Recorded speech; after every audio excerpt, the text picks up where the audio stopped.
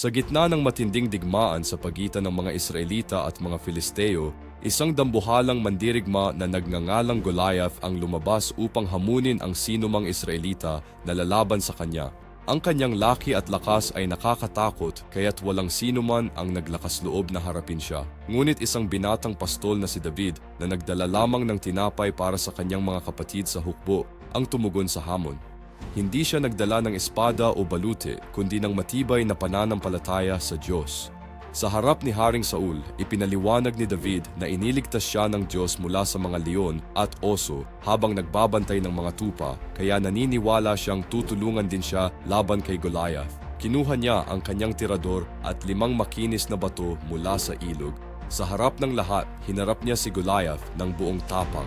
Sa isang mabilis at maingat na galaw, pinaikot niya ang tirador at pinatamaan si Goliath sa noo, na agad na bumagsak sa lupa.